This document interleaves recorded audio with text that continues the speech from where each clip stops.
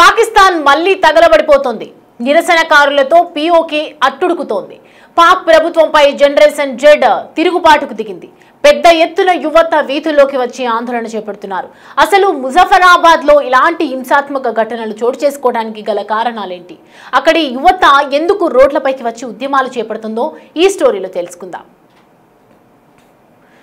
ముజఫరాబాద్ ప్రస్తుతం అట్టుడుకుతోంది. విద్యార్థుల ర్యాలీలు, ధర్నాలు, ప్రభుత్వ వ్యతిరేక నినాదాలు హోరెత్తుతున్నాయి. పాక్ ఆక్రమిత కశ్మీర్లో పరిస్థితి దారుణంగా మారిపోయింది.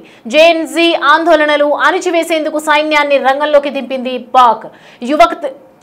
యువకుల గొంతుకను నొక్కే ప్రయత్నం చేస్తోంది. దీంతో ఆందోళనకారులు మరింత రెచ్చిపోయారు. ఆగ్రహానికి గురై రోడ్లపై టైర్లు తగలబెడుతూ నిరసన తెలిపారు. దీంతో పరిస్థితి విషమించింది. ప్రస్తుతం ముజఫరాబాద్ లో పారామిలిటరీ బలగాలు మోహరించడంతో బంద్ వాతావరణం కనిపిస్తోంది. అసలు ఈ హింసాత్మక ఘటనలు చోటు చేసుకోవటం వెనుక బలమైన కారణం ఉంది. విద్యా సంస్థలో తీసుకువచ్చిన కొత్త సంస్కరణలపై జెన్జీ రగిలిపోతుంది.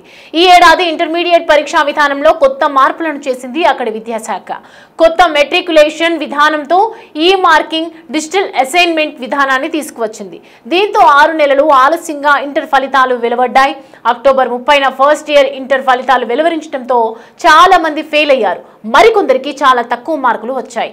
దీంతో ఆగ్రహానికి గురైన విద్యార్థులు ఆందోళన బాట పట్టారు. అంతేకాకుండా వర్సిటీలలో ఫీజులు విపరీతంగా పెంచేసినట్లు కూడా చెప్తున్నారు అక్కడ విద్యార్థులు. ముజఫరాబాద్ లోని వర్సిటీలలో విద్యార్థుల పరీక్షా ఫీజులు విపరీతంగా పెంచేస్తున్నారు. సెమిస్టర్ల పేరుతో ప్రతి 3 నెలలకు ఒకసారి లక్షల రూపాయలు వసూలు చేస్తున్నట్లు విద్యార్థులు ఆరోపిస్తున్నారు. ఇకపోతే ఫీజుల లక్షలు వసూలు చేసినప్పటికీ తమకు జీతాలు పెంచడం లేదని అడ్మినిస్ట్రేషన్ స్టాఫ్ కూడా నిరసనకు దిగింది. అంతేకాకుండా ఇంటర్మీడియట్ ఆన్సర్ షీట్ రివాల్యుయేషన్ చేయాలంటే ఒక్కో సబ్జెక్టుకు 1500 రూపాయలు వసూలు చేస్తున్నారు విద్యాశాఖ అధికారులు. ఇలా మొత్తం 7 సబ్జెక్టుల పేపర్లను రివాల్యుయేషన్ చేయించాలంటే దాదాపు 10,000 రూపాయలకు పైగా ఖర్చు అవుతోందని ఆగ్రహం వ్యక్తం చేస్తున్నారు.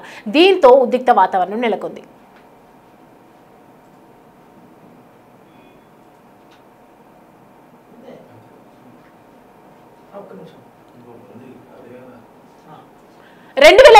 జనవరిలో కూడా ఇలాంటి ఉద్యమం జరిగిందని అక్కడి స్థానికులు చెప్తున్నారు. అయితే ప్రస్తుతం ఉన్న డిమాండ్లతో పోలిస్తే అప్పట్లో కొద్దిగా తక్కువ ఉన్నట్లు తెలుస్తోంది.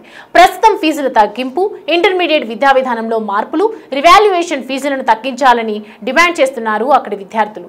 అయితే ఈ నిరసనల్లో ఒక వ్యక్తి తాజాగా గాయపడ్డాడు. పెద్ద ఎత్తున విద్యార్థులు రోడ్డెక్కడంతో ఆ గుంపులో గుర్తు తెలియని వ్యక్తి ఒక విద్యార్థిపై కాల్పులు జరిపారు. దీంతో ఆ స్టూడెంట్ కాలికి తీవ్ర గాయమైంది. ఈ నేపథ్యంలోనే విద్యార్థులు ఉద్యమాన్ని ఉధృతం చేశారు. మరి పాక్ ప్రభుత్వం దీనిపై ఎలా స్పందిస్తుందో వేచి చూడాలి.